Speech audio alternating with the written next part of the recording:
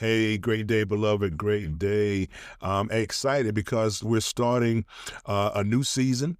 This is season three. This is the first episode of season three, and I'm super excited about it. I'm really moving towards doing our first video broadcast, our first video broadcast, and that's probably going to come soon, sooner than later, prayerfully. So, excited about that, but also excited about getting into this new season, So if you've been with me, throughout the first two seasons, you know that we start with creating a safe container, sacred space. That's super, super important that, when we do this, when we connect and continue to connect with Source, that we're doing it in a safe and sacred environment. Okay. So we want to make sure that we create that with every episode.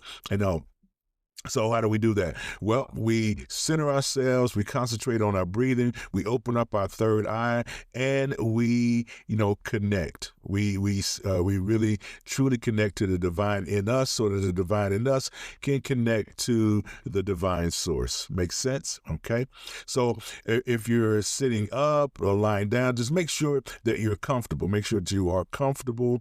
Make sure that your spine is erect but not stiff. Okay, and you can place your feet on the floor, on the ground, to simulate grounding. Okay, and you can close your eyes. You want to take in a deep breath through your nostrils, and make sure that it is that the breath fills your diaphragm. Deep breath, what I call baby breathing. Okay, baby breathing. And just breathe in all the positivity, breathe in all the things that serve you, all the things that are constructive. We want to breathe that in, hold it in for a 4 count. So breathe in and breathe out through your mouth real slow. Breathe out all that air. As we're breathing it out, we're breathing out the negativity, breathing out the things that are not constructive, the things that don't serve us, okay? And so as we are breathing, continue to breathe. As we are breathing, I want you to concentrate on the middle of your forehead. That is your third eye, the pineal gland. We want to make sure that we open it up or decalcify it so that we can truly, truly center and connect, okay? So breathe in. Continue to breathe. Breathe out. Concentrate on your breath. Right? Continue to breathe. But as you're breathing, especially on the exhale, every time you exhale, I want you to imagine that there is a glowing light, that there is a glow in the middle of your forehead, in your third eye, and it gets brighter and brighter as you exhale, okay? Continue to breathe. Notice your breathing. Notice that glow. It get brighter and brighter. Also know that this is sacred space. Know that it is a safe container. Know that this is holy ground. This is holy ground. Okay. All right. Breathe in. And exhale. Breathe out slowly. This is sacred space. This is sacred space. All right, beloved. All right. So this is, again, our first episode of season 3, and this episode is called The Divine Blueprint, the Tabernacle Pattern. And if you saw the preview episode last week, or you heard it, you listened to it, then we know this is about building. And we're going to use the example in the Bible of those Hebrews, those that went through and escaped from that Egypt mindset, that bondage mindset. Now they're in their wanderings, and they are building, right? This is construction, building that consciousness state. Okay, so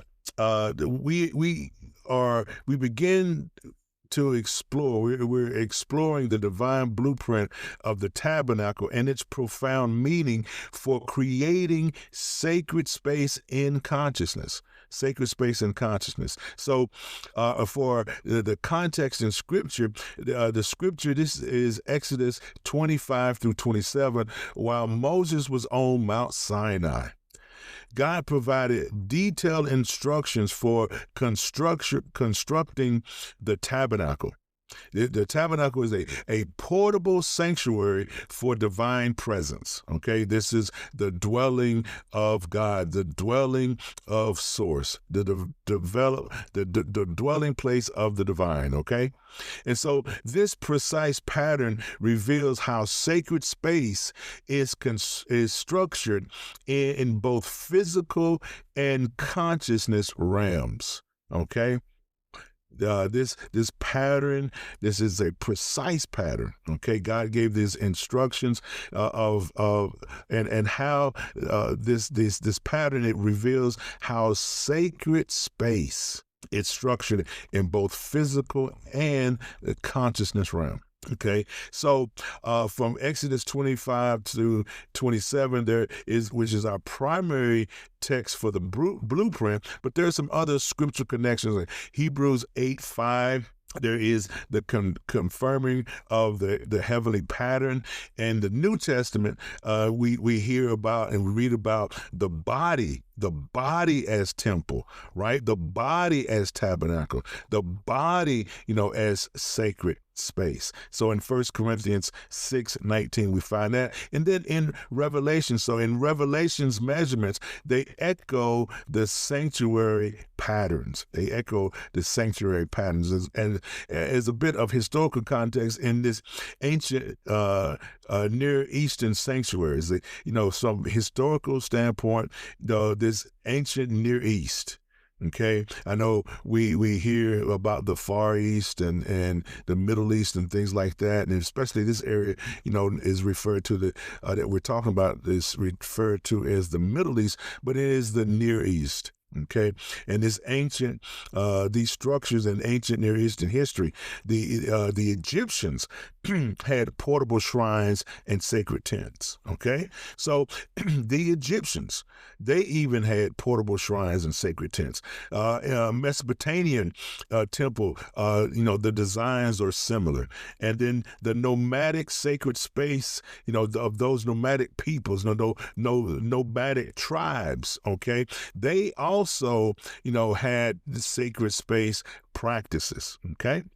And the materials and the metalworking, these are the techniques of that period.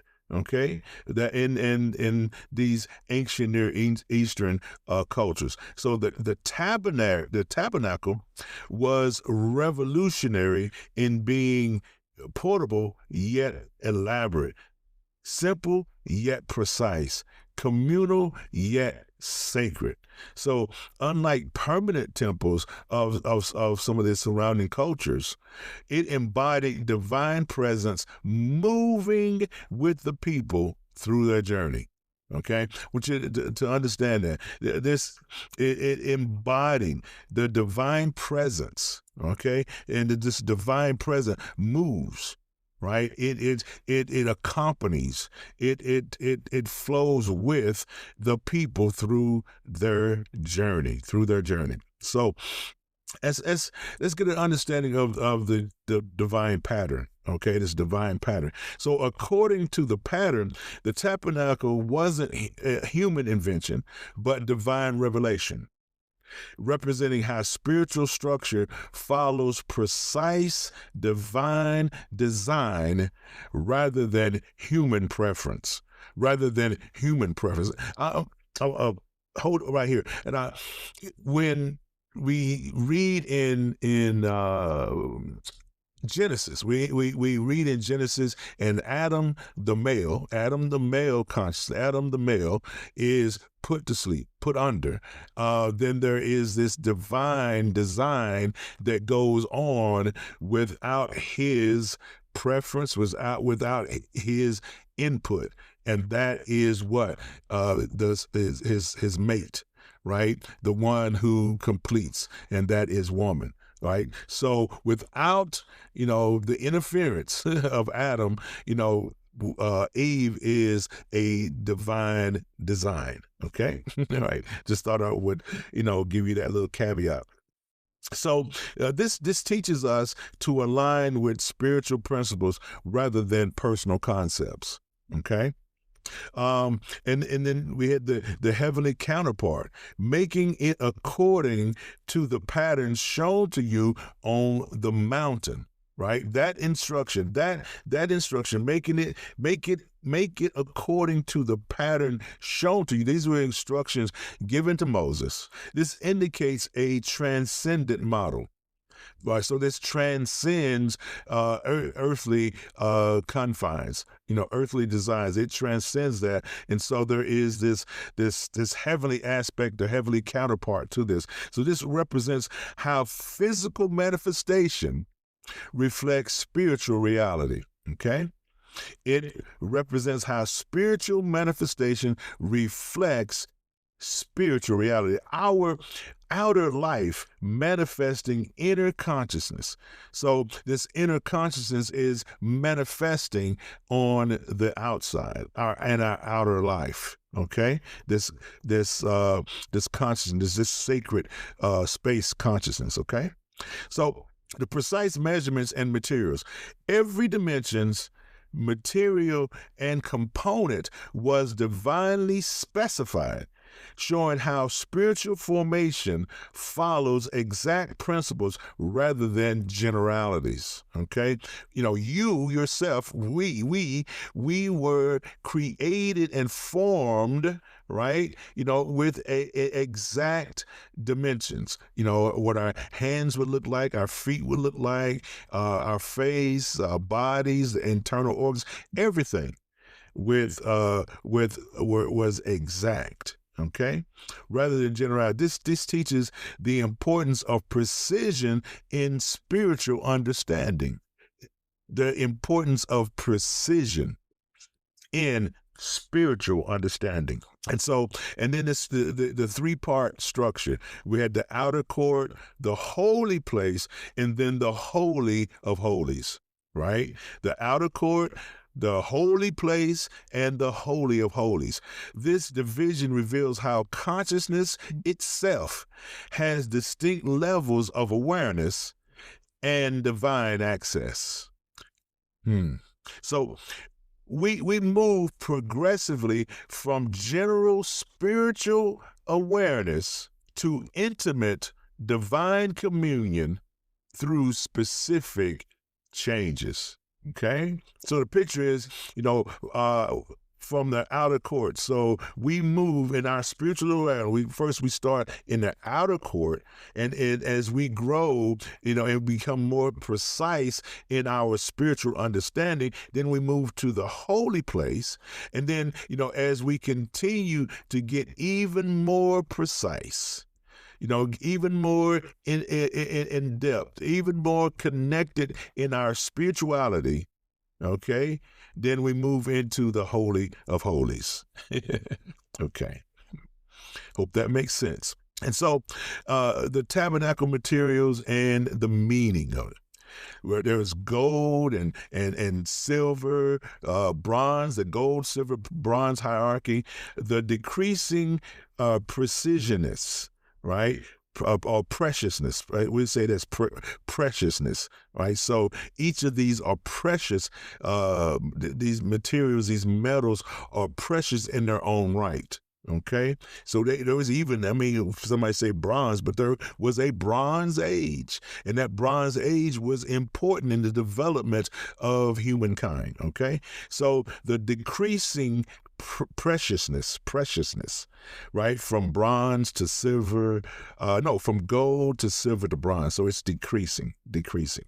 So gold is the most precious, the silver, and then the bronze. So this decreasing preciousness from innermost to outermost areas, So the gold is the innermost, right? And then we move to the outermost areas. They represent levels of consciousness refinement. levels of consciousness refinement.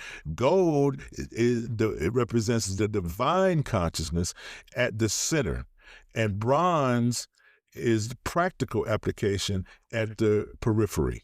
Okay, so we have the center and then we have the periphery. So as we move outside, into the periphery, then the preciousness, has decreased. Okay, so then we had acacia wood overlaid with metals. So the humanity transformed by divinity, natural elements incorporated rather than eliminated. So rather than our natural, right? Rather than our natural, it's not eliminated. It is still a process. It's still part of the process. So this flesh is not eliminated. It is still part of the process. Okay, so the acacia wood would be like the flesh, and it's overlaid with the metals, right, which is, the aspects of divinity. Okay, so humanity, therefore, is transformed by divinity. The natural elements are incorporated rather than eliminated, showing how spirituality transforms rather than rejects our humanity. Yeah. Repeat that. This is showing how spirituality transforms rather than rejects our humanity. And it is a shame that in our humanity we reject other, the humanity in others. So what about now the colorful textiles? Blue, it represents heavenly and spiritual. Purple represents royal and transformative. Scarlet is life and sacrifice. And fine linen, purity and righteousness. All representing the multifaceted nature of spiritual consciousness. Blue, heavenly spiritual. Purple, royal, transformative. Scarlet, life, sacrifice. Fine linen, purity, righteousness.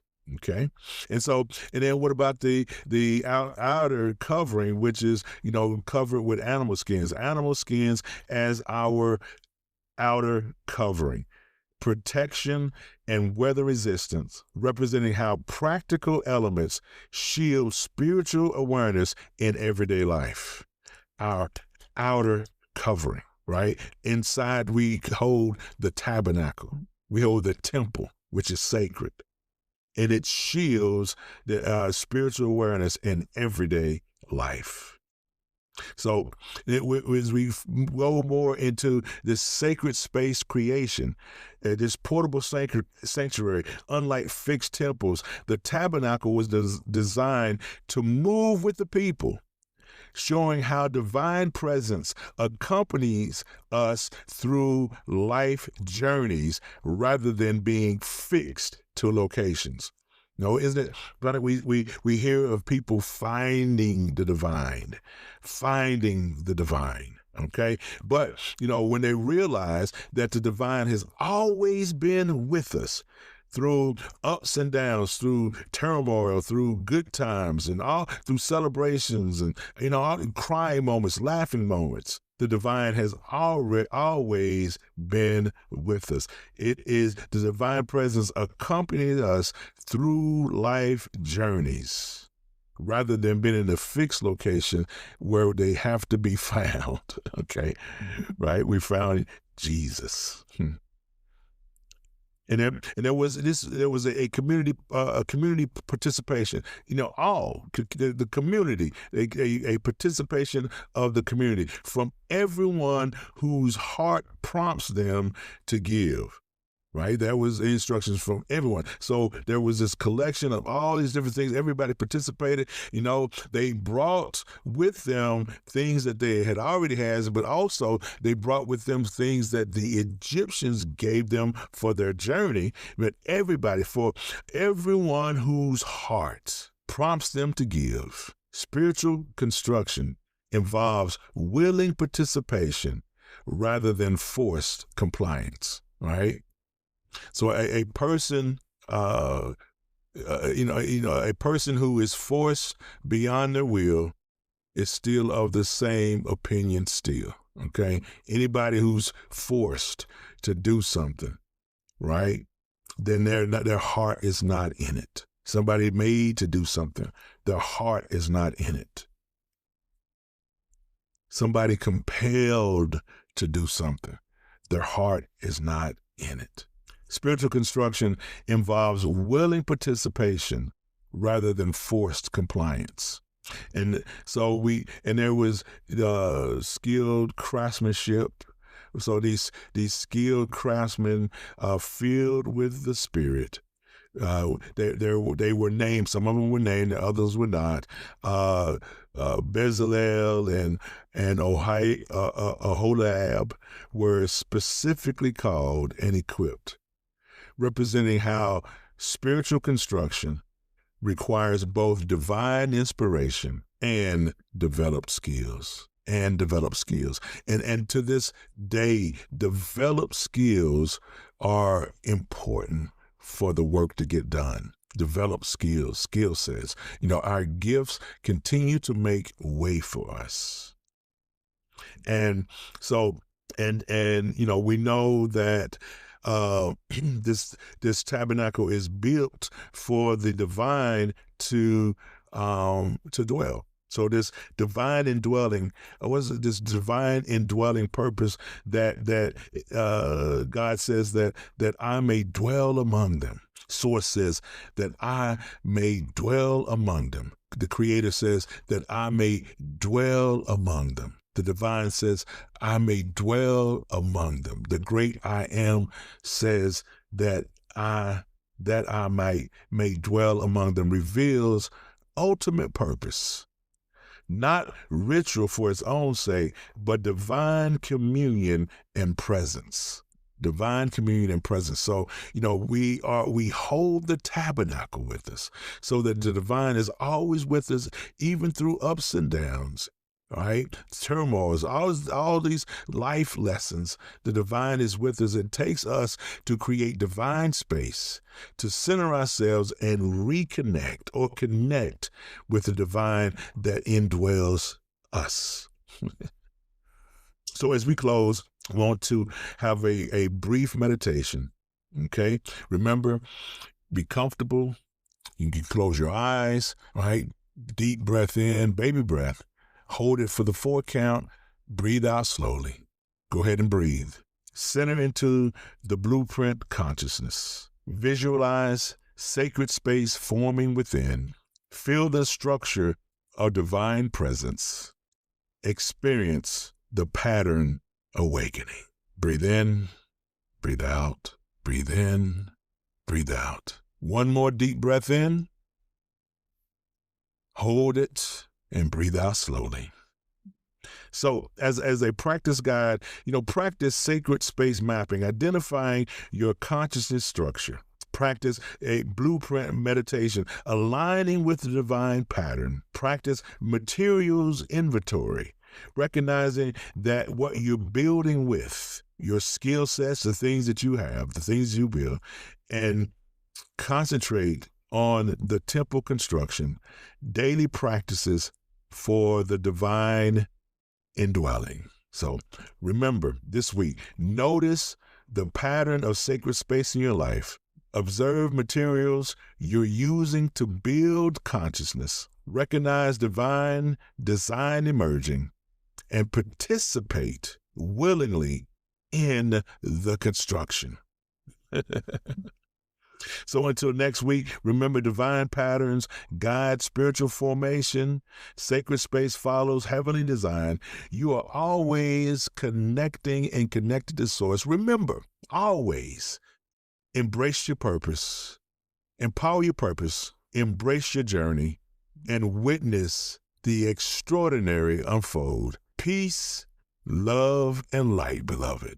Until we meet again next week.